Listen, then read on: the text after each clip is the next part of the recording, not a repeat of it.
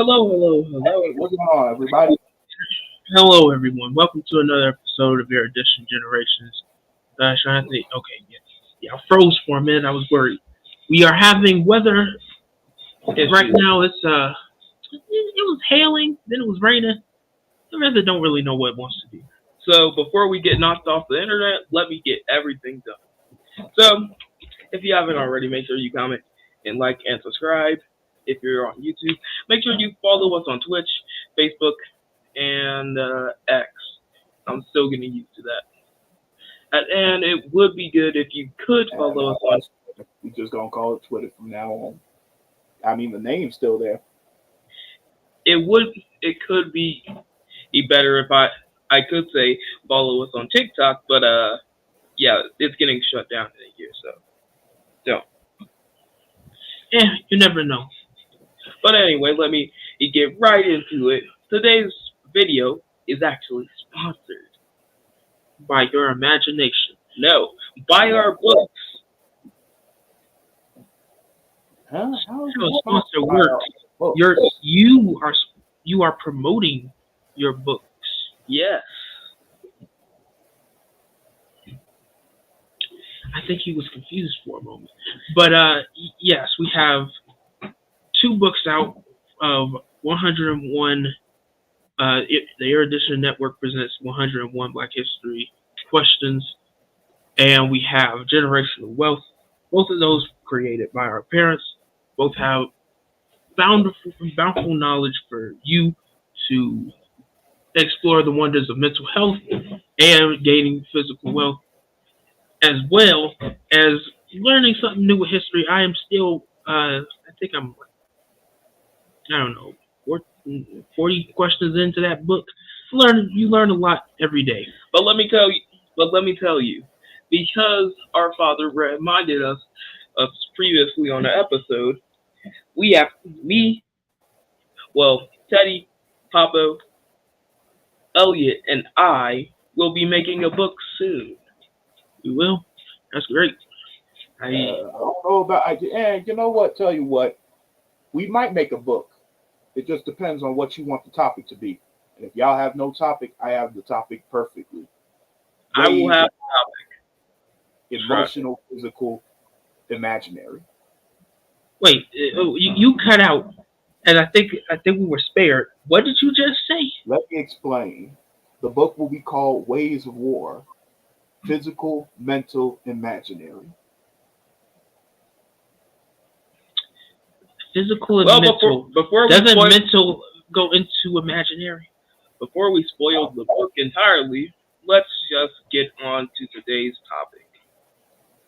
I'm confused and great. I want to know. I thought first we had to wait for people to get in here, Matthew. Hey, Mom, what's going on? So basically, hello, Mom. Good to see you. All right, while we wait, let me touch on a topic that we were on yesterday.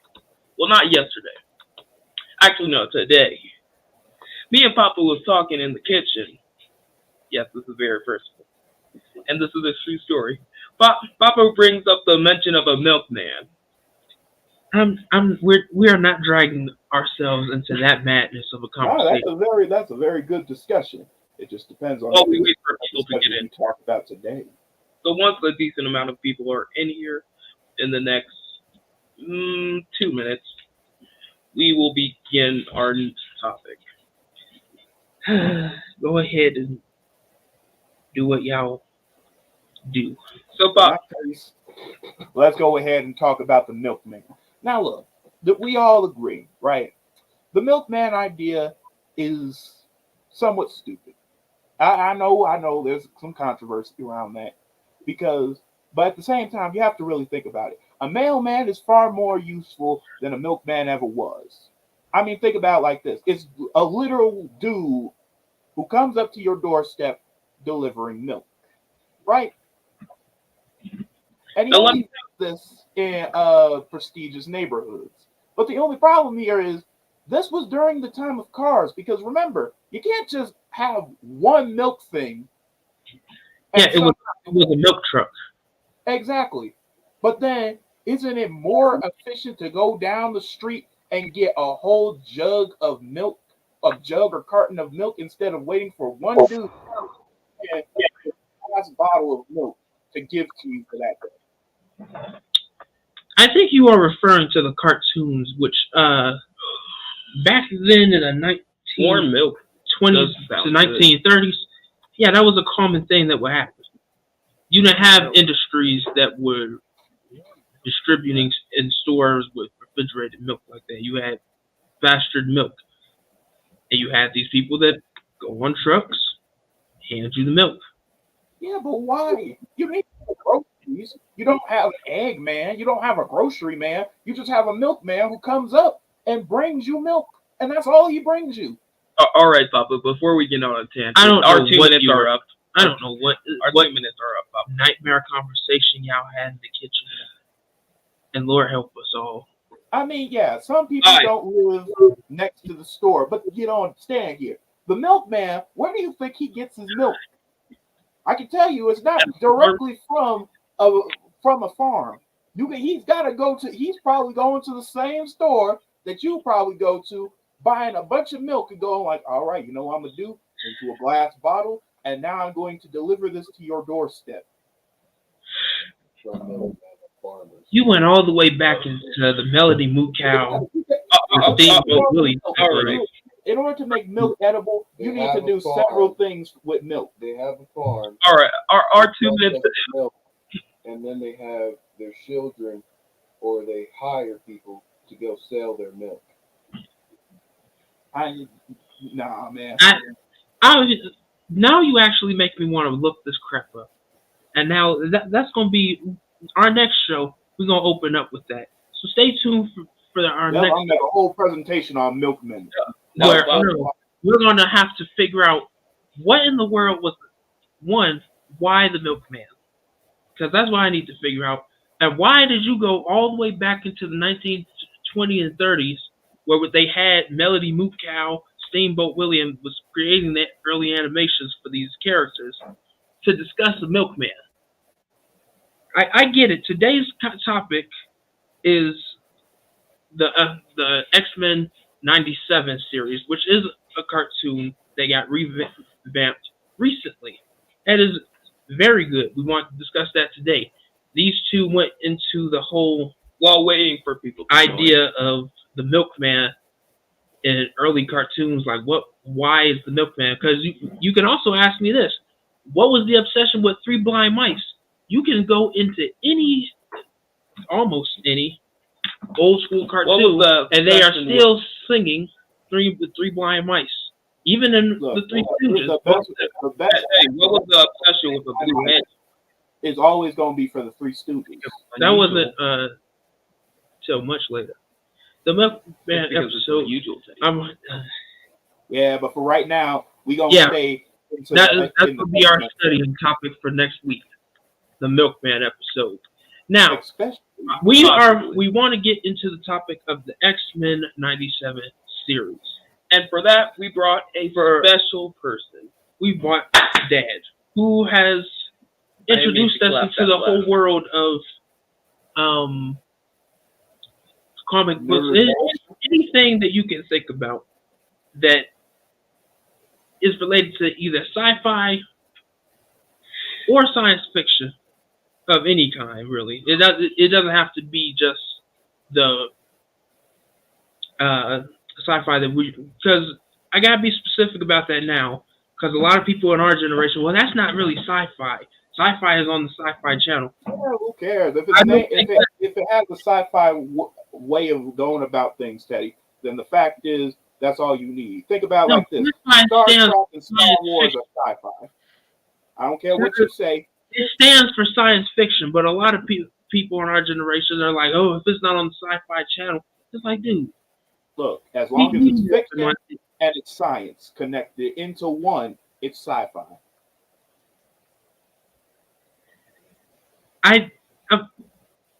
That's why I don't discuss things with people in our generation too much, because they argue over some of the most craziest things. Why was Humpty Dumpty sitting on a wall? Why do people predict that Humpty Dumpty was an egg? Humpty Dumpty was sitting on the wall. He fell down and broke it. Nowhere in there that it say Humpty Dumpty was an egg, but we always predict it because it's better visuals. Why did the little old lady live in the shoe? So many questions. Well, I think it was more obvious why she would live in a shoe nowadays. Well, I have another question. Yeah, Zeus was mad. I knew it was gonna happen one of these days. Maybe I should have wrote a better paper about him in school. But yeah, let's get into the topic for today because we spent several minutes talking about everything else. Yes. Yes, literally everything else.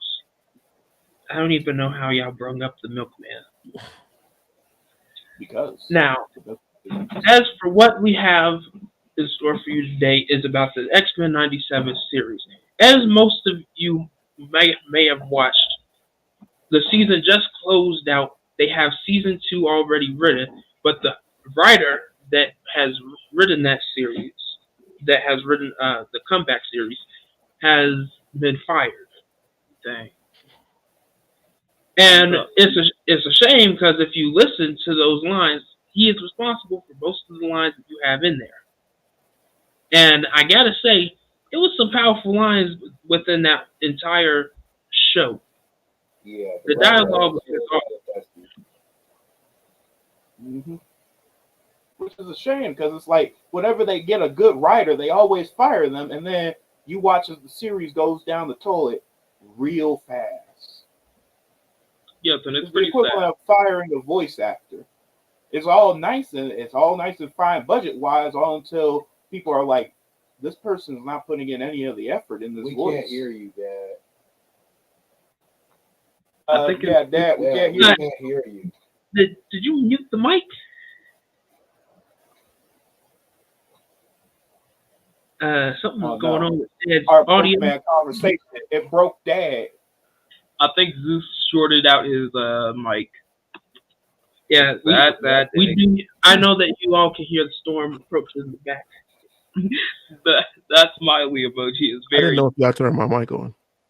And Oh, there it we is. go. There Dad, it is. I was Which afraid is for a crazy second because that he some had- Y'all Dad- just had me sitting here. Yeah, we were wondering, like, you didn't tag in. It's like, you're on camera. Did you know? But you But know yeah. what? Let's start. Hold on. Let's start this conversation off right. Magneto was right.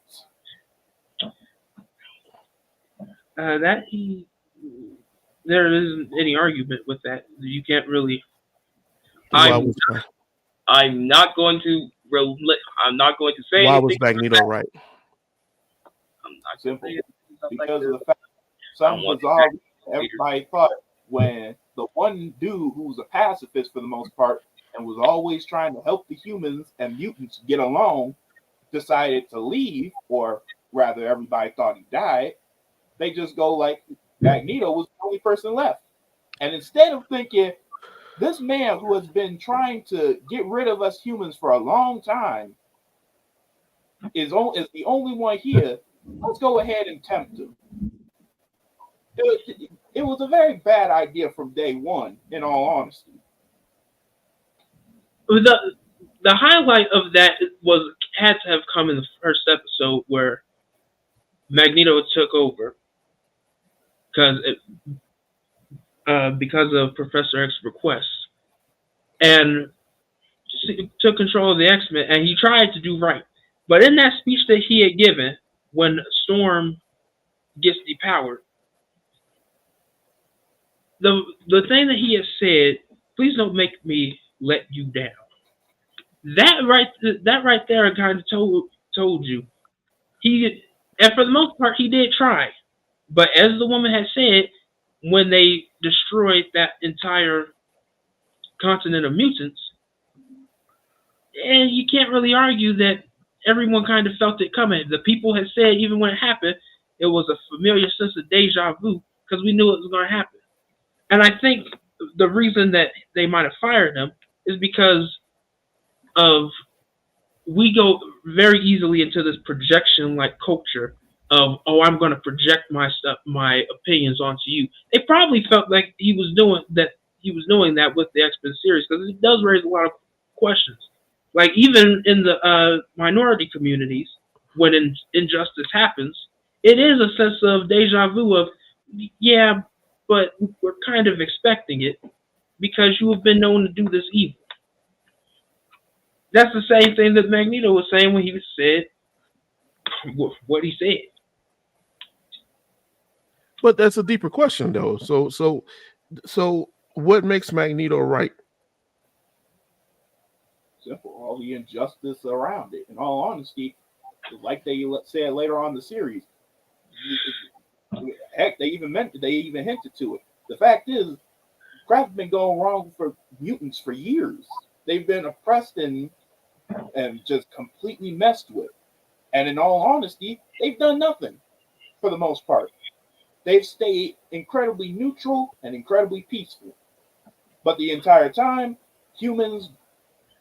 heck, in the first episode, you saw humans were not only kidnapped the kid, but they were full on trying to adapt things to kill other mutants in secret. That's a propaganda photo right there. Again, I'm not replying. I'm not replying. I don't want Magneto haters on me. So, in the comics, before the TV show, for years, there was this undertone of people who said that Magneto was right. I see Mike in the comments saying that Killmonger was right. So Magneto's not necessarily what I like about that they really did show in the series is he's not just a madman killer. No. Right? It's just not like I'm gonna go out here and destroy. As a matter of fact, some of the most destructive things that happened in that series came from humans, right? Yeah. Especially with shooting down that asteroid when they told him not to do that. And you saw Captain America and Black Panther looking at everyone like, we could go further. Technically, we could go before that because think about it like this: all of history has happened in the Marvel universe. In other words, the bombs have dropped. There's been multiple wars, and remember, Magneto and Xavier were in the army. They saw this crap happen. So you see the brutality of humans, and then you see not just that, but Magneto was in was with the Nazis in the Holocaust. Okay, that's a good point. So that you all are making. So if we have history, right? If the history of our real world is the history that is also associated with that with the cartoon and the comics, right? That means that they lived through the Holocaust, they lived through the Cold War, they saw all of these horrible things, and it's placed in the 90s, right? So they haven't had a 9/11 event or whatever. So in this particular canon, right, or timeline, they've had all of these horrendous wars and racism, civil rights movement, all of these things. We have to assume that all of this has happened. And there are people who have lived very long. Magneto is one of them. Xavier is one of them. Wolverine is another one of them. So they've lived. Captain America is another one of them.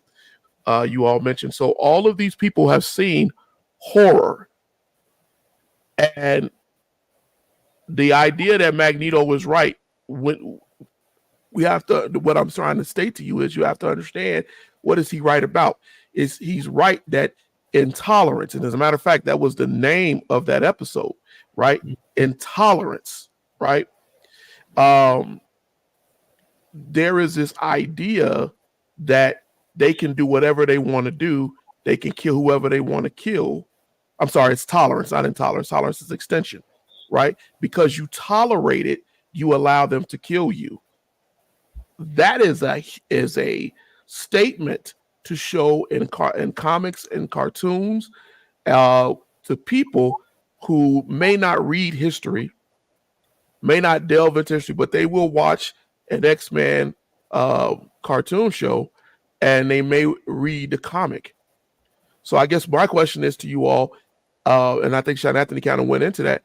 How does that affect you and thinking about real world intolerance? Well, actually, I lost my. Well, I would compare it to the same as the policing state that's in America right now. Because we have seen for the last 5-7 years that police intolerance has grown very, very narrow. That it's almost they have an opinion of you from the jump. We just recently saw that with the airman that got shot in his apartment within seconds of opening the door. When we allow them to, when we tolerate the evil behavior, and no matter how much we speak up about it, then we do allow them to kill us. Because it would have been a whole different story if the airman had decided, well, I don't see no one through the peephole. He opens the door, and then in some reality, the cop ends up dead. Then he would be the one persecuted. It would be a problem. Our views on society, and you kind of saw it in the mutants as well, where when the mutants strike back, then it's a problem for them, and everyone collectively has a problem with it. But then if they just remain neutral, then you have some people that are in favor of them. But as you can see, even with that I can't remember his name right now, with the one person's family turned them into these sentinel human-like hybrids. We have these issues that happen in the world right now. Some people will tolerate you. Some people are just looking for an excuse to throw you under the bus. Muhammad Ali has also said this, when he says, like, if there's a bunch of poisonous snakes out here, and I walk among them, I take a chance that, one of them, not all of them are going to bite me and kill me. It only takes one. And then, yeah, but the only problem here is what people don't understand is, because I agree with you, Tay, but there's one thing about tolerance that nobody ever really looks into. Yeah, everybody, as you just said, it's like walking in a pit of snakes. But the thing about it is, the snakes are also looking for a chance to bite each other. Because the thing about tolerance is, they're not just tolerating you, they're tolerating each other. Every single community is always trying to tolerate each other.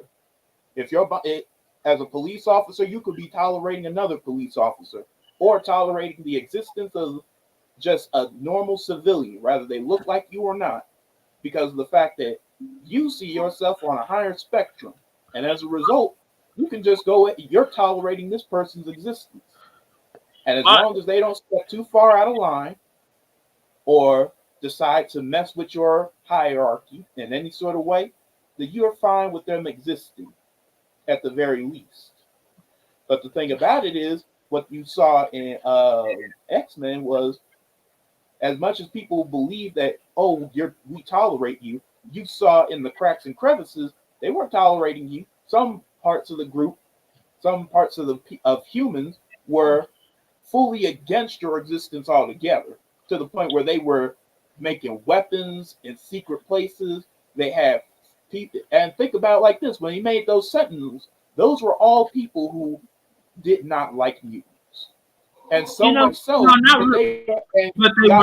hold on, because remember what he said. He said they made an online chat forum, and that's where he saw people going in there talking about how they hate mutants because they're taking their jobs, they're making it so that they can't do this and that.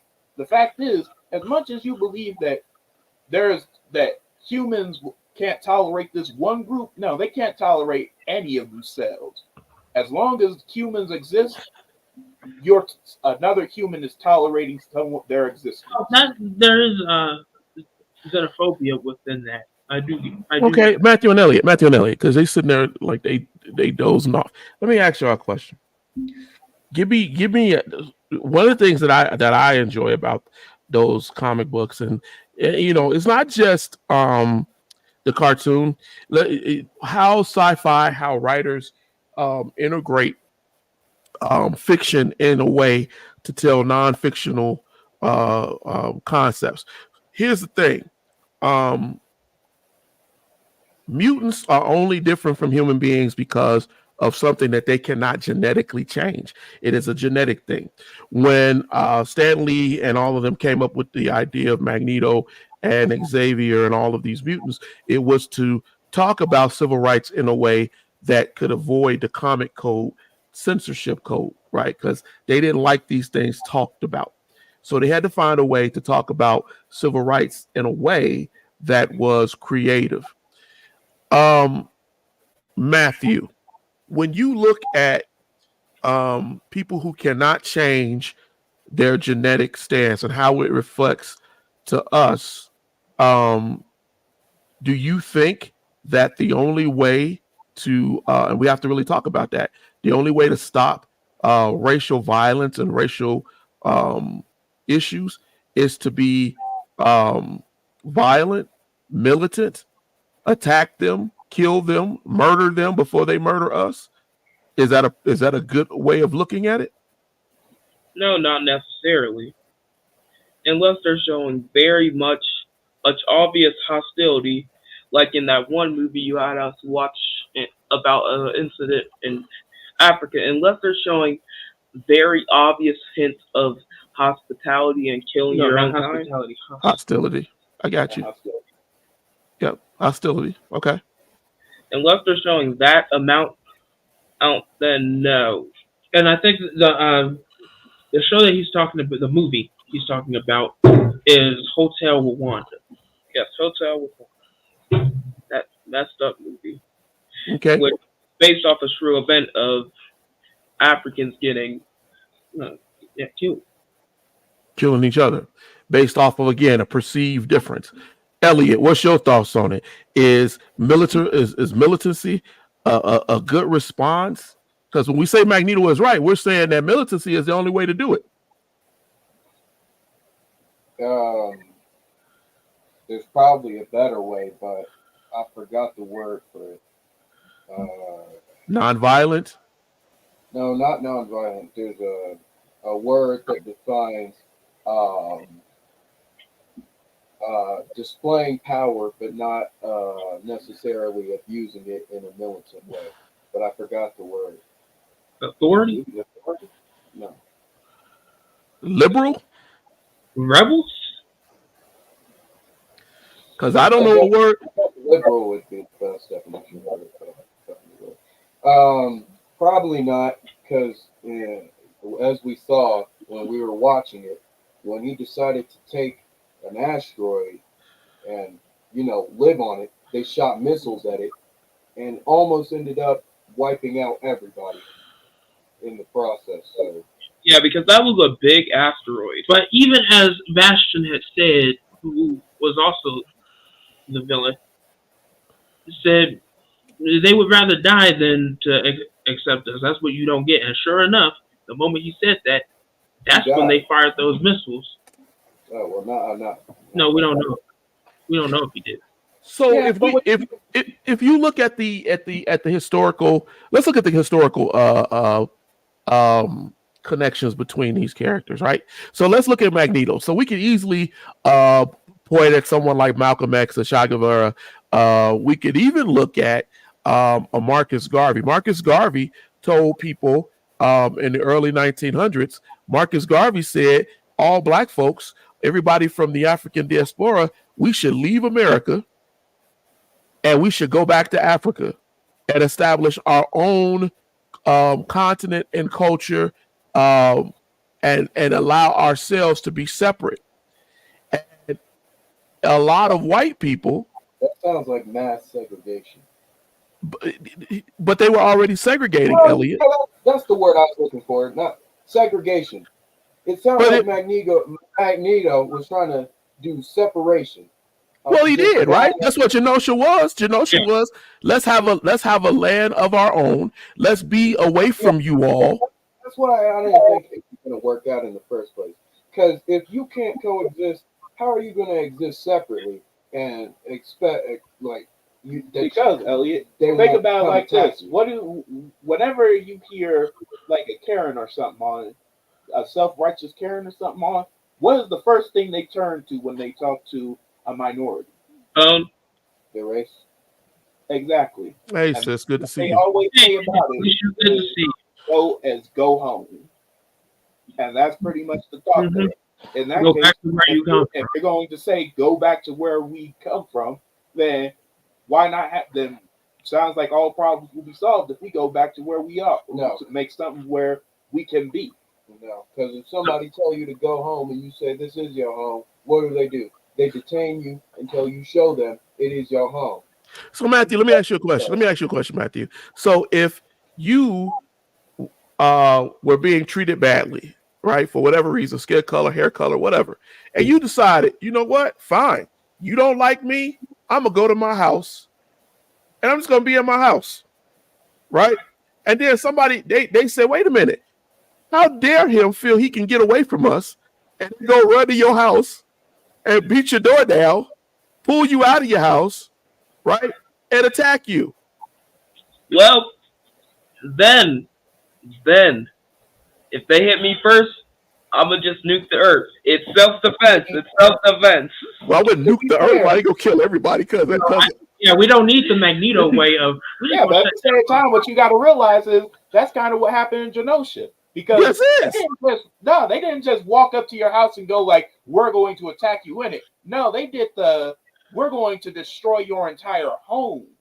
We're not even gonna knock on your door.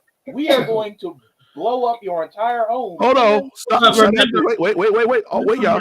No, they didn't do that.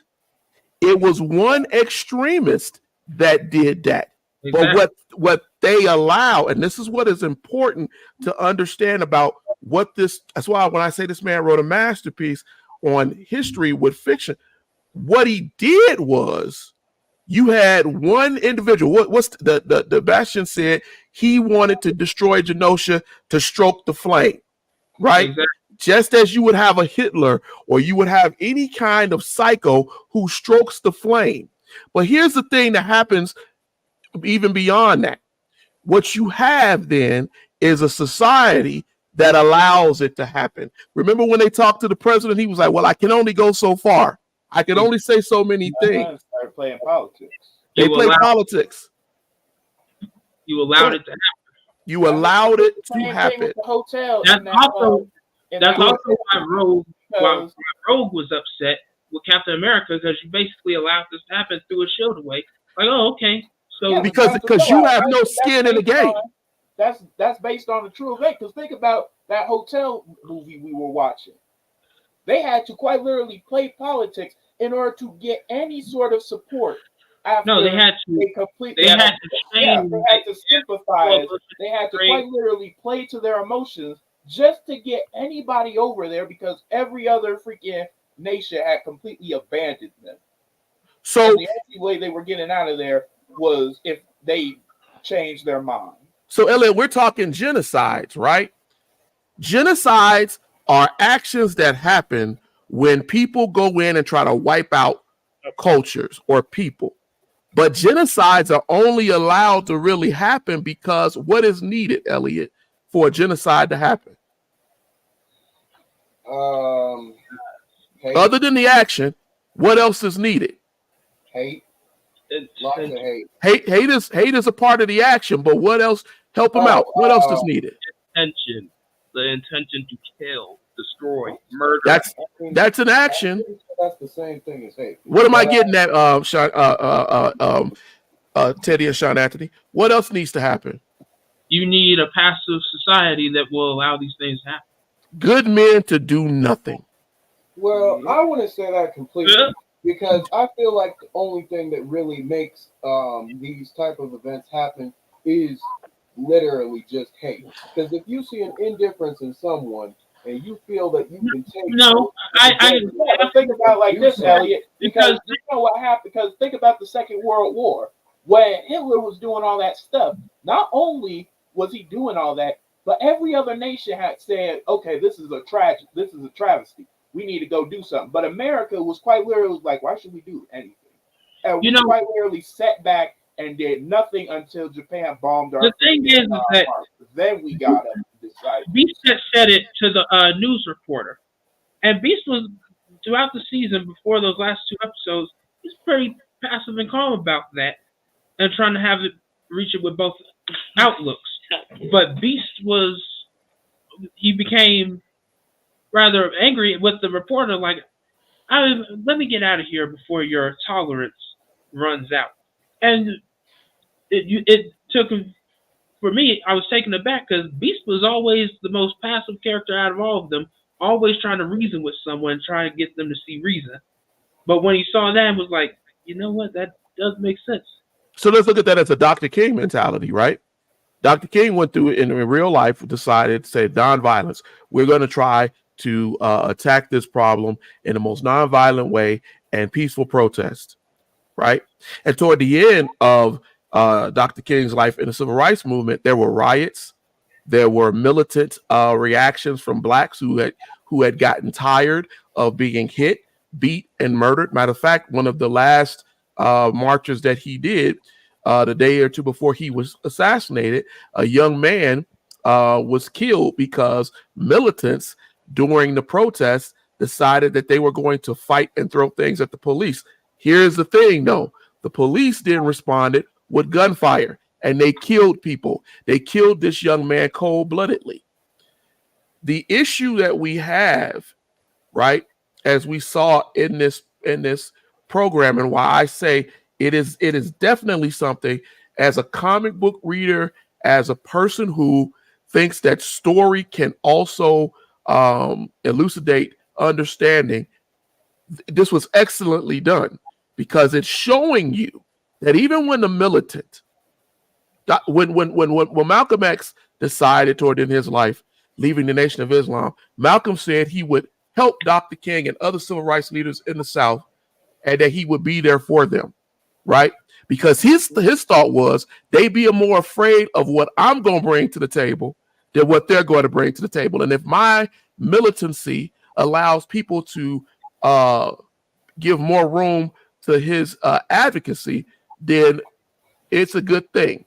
This is kind of where Magneto was at the beginning of that season. I'm going to try to be as liberal with you as possible. Because you know from my past experience that I don't have to be. I don't have to be. And I'm not, that's not really what I would like to do. So we see that in a real world scenario, right? A real world actions that have been done. And I think my thing on being on here, guys, today is I wanted you to understand that, yeah, it's a great cartoon. It's a great comic book. I love the fact that my sons read, watch, and you interact with these things. But I want you to understand also that there is history to that. So yes, definitely, they actually quote actual history in there. I don't think you can blast people in the chest, though. I said I'm optic blasting you to the chest. I mean, I'm another thing kind of right there, because what you need to realize here is the whole time old boy is actually taking it easy on everybody, because remember, his eyes are literal lasers. If he uses his full sight, you're gone. And all the while everybody going like, let me see you. Let's keep testing. Shut up. I would go to tell you that everybody is taking it easy. Yeah. Xavier could have people walking off buildings and killing themselves. Because that, I've said it for years, that Professor X is is very strong. If that man were to ever turn evil, we're all screwed. Because he could take away free will like that, like just in mass, gone. Nobody. Oh, you didn't want to tolerate mutants? Well, you ain't got a choice. Magneto can remove the control the entire world. He only has to control the Wakandans. Because think about it. Listen, Magneto did a Terrence Howard. He removed gravity from. He removed stuff from the planet. Magneto took the poles out. He could have took gravity out. He straight up took out the poles of Earth. Well, one word. He probably took the core. He probably took because that mask he has on. Nothing you say Storm could cause a worldwide extinction level event. That's a good point, Elliot, because he had that on to protect himself from being because Even Magneto understood, hey man, this dude could really make you whack yourself. Right? Let me keep this helmet on, because as much as I trust this brother, no, bro, I Not don't only know. that, but the Wakandans have a force field around their whole entire place. I mean, that's kind of what happened in the Black Panther, in the first Black Panther movie, though, because they addressed the fact that the Black Panthers did kind of nothing for years while their brothers and sisters were out in America and being stolen. And yeah, not only that, but they had the power to stop the that. Wakandans.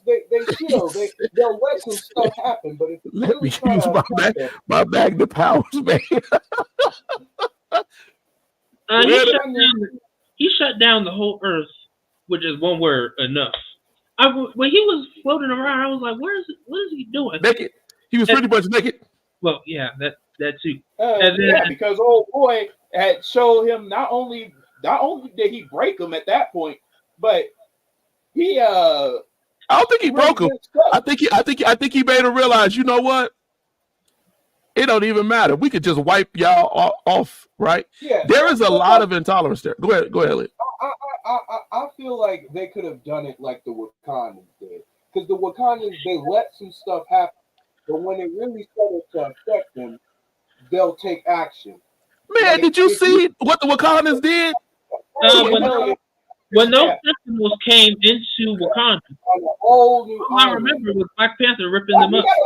Wakanda is not on a whole separate island. They're in Africa. They just hid themselves so well. And then if you ever find them, they can literally kill you. And then they put up a whole dang on sentence talking about this is what happens when you mess with Wakanda. Or if they don't kill you, they let you come into their society, but you don't leave. Exactly. Think about Captain America. Captain America went over there to fight, to go over and deal with the Wakandans, and he lost. He quite literally lost to the Black Panther, and he let him live. So y'all bring up another great point, though. You all bring up a great point. So what is it that the comic is saying? What is it saying about mutants in relation to actual non-fictional blacks or people of color? It's saying that people of color have a lot of potential. They bring a lot of things to the world. They create a lot of things, and they do a lot of things for all societies. But here's the thing: you mistreat them, you malign them, you murder them. But these people who have all of this potential, if they take that potential and turn it negative against you. This is what you may not know, but you should read her. There's a woman who passed away. Her name was Frances Cress Welsing. Frances Cress Welsing wrote a book, right? She wrote several books. But in one of her books, she talked about how there are more of people of color than there are whites. But whites dominate and have dominated for the better part of 1,000 years the world. They've dominated because they were willing to go to war, murder, genocide, kill, take, colonize, whatever word you want to use. When you read the ISIS paper, she talks about that. But here's the thing. They did that in order for they are the minority. All over the world, when we refer to black people, brown people, yellow people, whatever, or anybody with a different genetic or color disposition, we refer to them as minority. But the truth of the matter is, with the African diaspora, is that they are the minority. There are less whites in the world than there are anybody else. Yellow, red, brown, whatever color you want to throw in there. So the issue is, in order to keep these cultures under your foot, you had to colonize. You had to be ruthlessly aggressive. You had to genocide. You had to rape. You had to do all of these different things that they've done since before and after the Age of Discovery. So think about that. Think about how powerful that statement, a simple comic book, what it's trying to establish to you. There's a reason why Apocalypse, Insabanur, is an Egyptian, right? Who brings on the Age of Apocalypse that you saw toward the end. They went there and they were like, oh, he's the first mutant, but he's also the first African Mutant. So watch the Literally, why you watched them? But look, what I'm trying to say is, if you want, It's saying the most powerful. Hold on, Teddy. Let him finish. if you want to be, I wouldn't say Magneto's exactly right, because anything's possible, and that's shown with one of the greatest pacifists ever created in fiction, Batman. Batman, he'll break your bones. Hear me out. He'll break your bones, lobotomize you maybe, but he'll never kill you. And you'll get the lesson across, unless if you're Joker, you don't. But you'll get the lesson. Or Bane. Never do it again. Probably because you can't do it again, but you're not dead. I And mean, that's to the be point. fair, the henchmen be getting really screwed up. They never Exactly. You never They see never Uh, do them again. I don't know if you ever read the Batman that laughs, right? Oh yeah, If- the Batman. I know. If Batman go crazy, Yeah. Yeah, that's a But doomsday I'm depiction talking of the about problem. normal, everyday Batman. He'll break your bones. You'll get the point. You just won't die, and that's the point. One of the things, that's if you're how because you if we're gonna die. switch comic genres, one thing that was always said was deep down, Clark is a good person. But deep down, Batman is not. Why is in the Batman that laughs? A lot of truths had came out. Like, why does he keep these trinkets in his cave? Well, it's because he wants to learn how to use them. And legitimately, that is why the Batcave is full of things. It's not just so that he can learn how to use them and counteract them. He wants to learn how to use them for if we could use it, not just against people of the Justice League, but if we ever have to use it again. If the Batman that laughs had all those dark desires that came out. listen, your mother makes a good point. Your mother makes a good point. The most powerful people are passive at their own detriment, and there could be some truth to that. Over tolerant of hate instead of using the few hateful as an example to defend passive ways of life. Here's the thing, though. Here's the thing. This is coming from a Christian, because Jesus is the most powerful human being in history of the earth, and Jesus had to ask God, Father, forgive them, for they know not what they do, because you're going to crack the planet, right? And they don't realize that you could crack the planet. Yeah, but at the same time, can we really say? Because hold on a second. As much as I want to say that God, that it's possible that God does not hold a grudge, realize something here. He said, "Flood the earth once." Then you kill his son. He's like, "All right, fine. I won't tear the earth apart right now." But then he tells you, "I'm going to burn this planet. I'm gonna take up my people and I'm gonna burn this planet." It's like, God, you still, I'm still a little bad about what happened. Since God is omnipresent, he could be both not mad and mad at the same time. So that's why you get a little bit of both. I'm gonna take up my people, and then I'm gonna burn the earth. Go ahead, Maddie. What you finna say? See, So I was having a discussion with one of my friends about that exact topic, about God burning the earth. And I was like, what if he's gonna take us but only our souls? And also, what if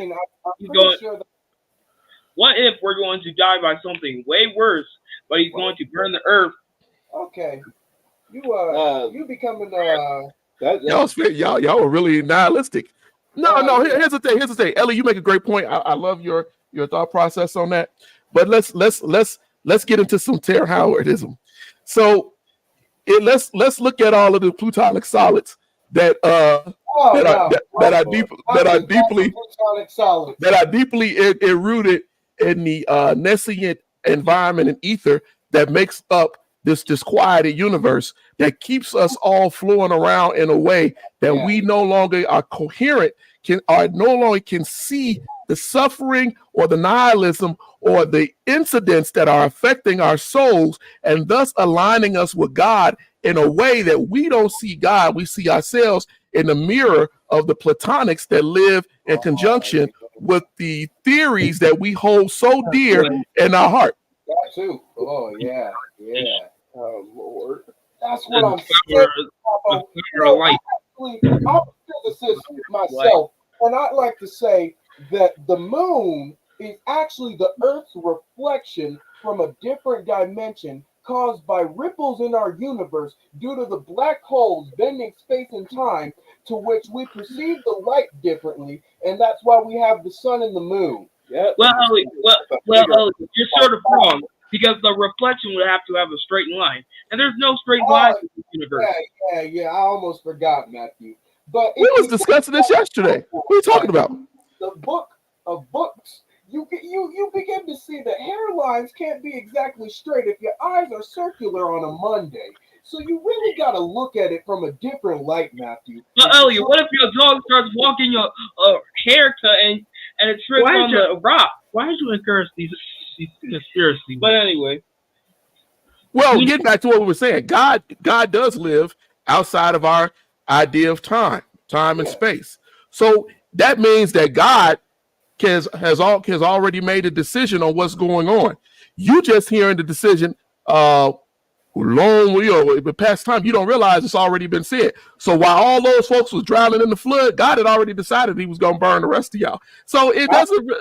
I honestly hope that he honestly was like, all right, after I flood the planet, I'm going to burn it. Because if he was like, all right, I flooded the earth, that should have killed Sid for a while. And then he was like, all right, I swallowed these people.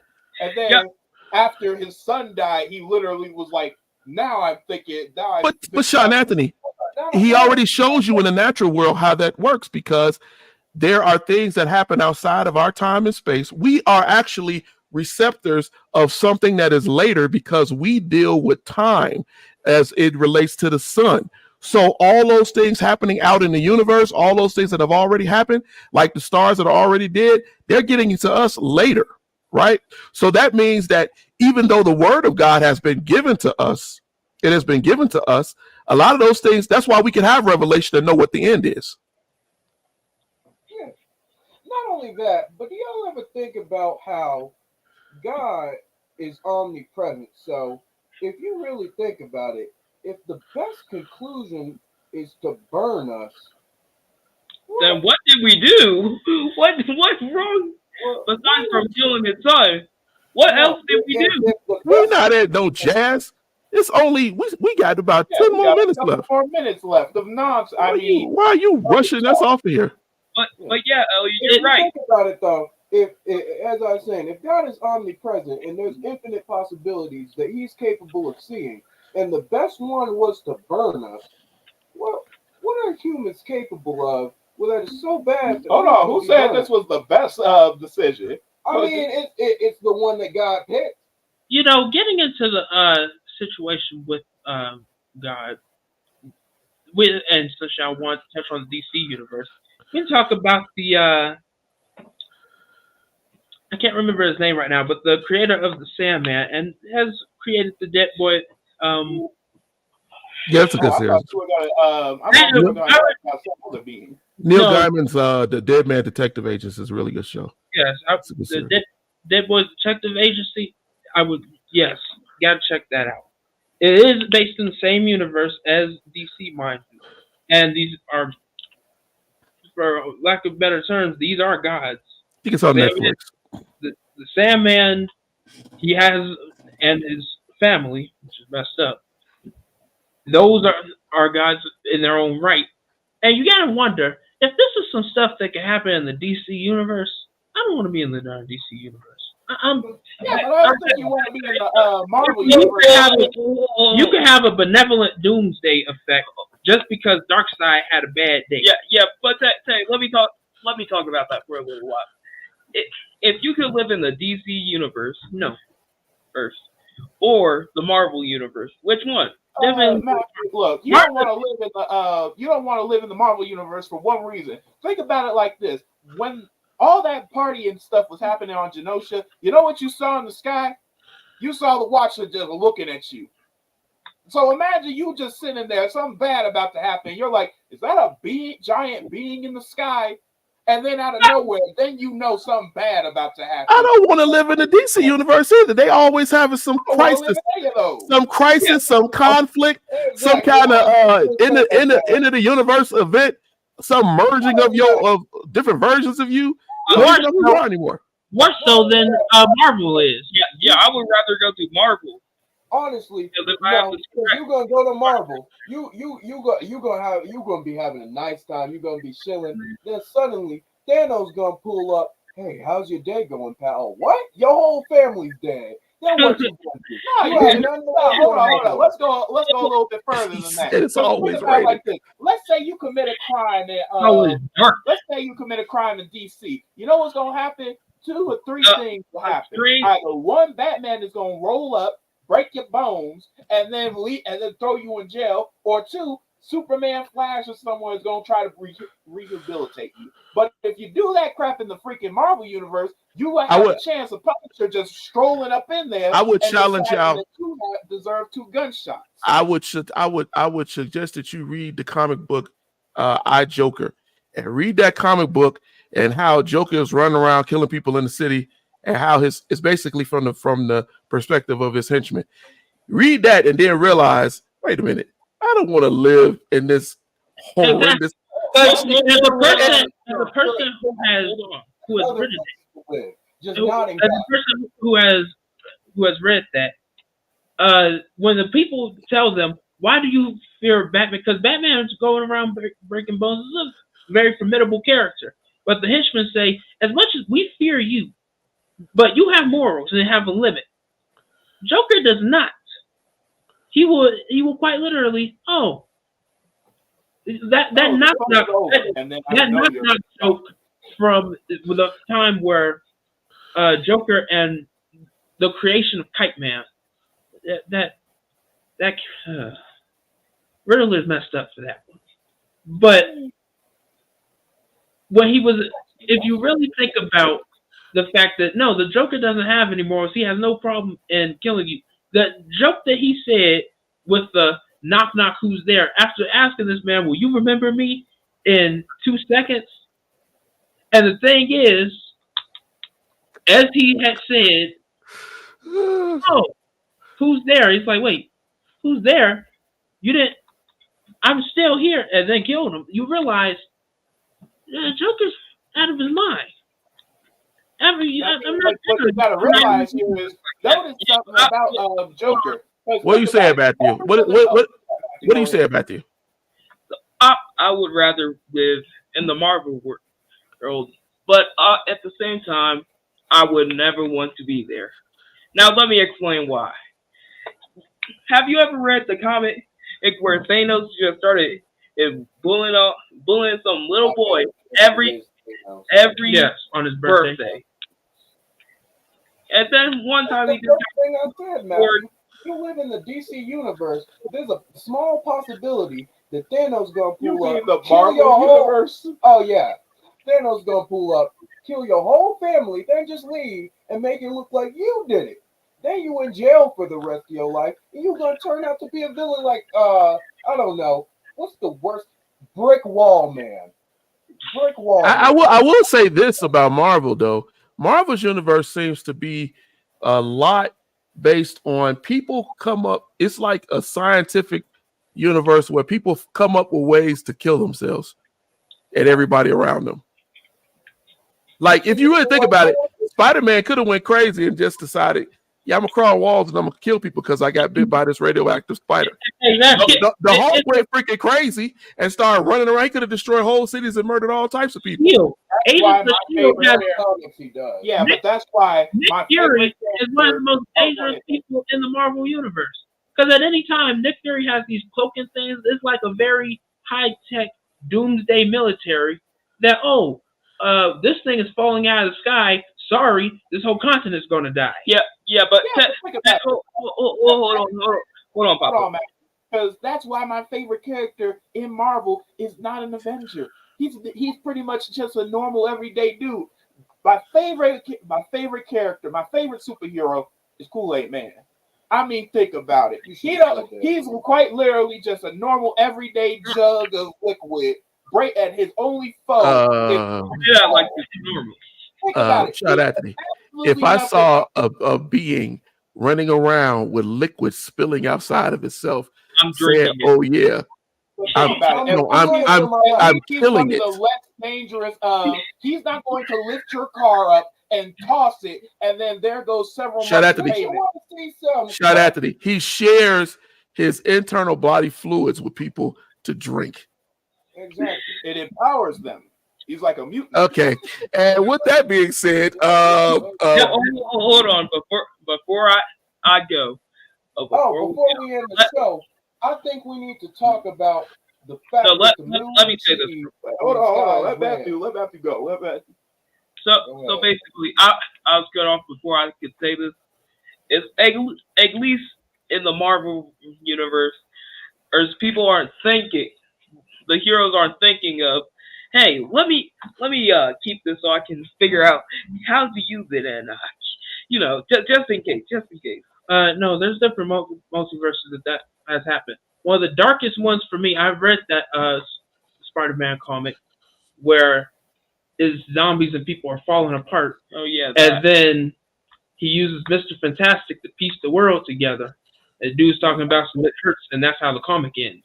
And then there's the one where Ghost Rider raises baby Thanos just to ultimately he becomes evil because he still didn't get the picture. It's some messed up things that happen in the Thanos Marvel is not universe. your biggest fear. Thanos is not your biggest fear in the Marvel universe. You might want to be worried about Galactus showing up Yeah, and just that's what eating up planets, eating up your planet just because he's hungry for the day. Yeah, Oh, but that's the thing. Thanos is Silver just Surfer. petty. Thanos is a true villain. That's what defines a villain to me. If you're petty, if you just want to do evil just to ruin somebody's day, He that's likes what death. makes you a villain. he's in love with death. Yeah, Yeah, but that's from Yeah, so give her extra work. exactly. No, give her what she wants. Right Yeah. there. exactly. But the thing is that she's in for Deadpool because he's Yeah, but always think about it. The reason she's into Deadpool is because Thanos was like, you know what? I really hate Deadpool. You won't die. And then it's just like, really? So that's he's what we always go on the through. test. He's If always you on are the death and you can kill somebody over and over again and they don't die, yeah, I guess that would be a good thing. All right. Before we end the show, let me just say, if you haven't already, hold on, I need to go over. They should never do a bald Modok. because What Yeah, are y'all doing? go down below. Make sure you hey, it does help. We can set some more stuff back here, get some more lights. Maybe give Elliot a trim on his hair. Maybe make more products for you. Good show, boys. I'm out of here. I'm Yeah. running. Let's We're go. all out of here. Yeah.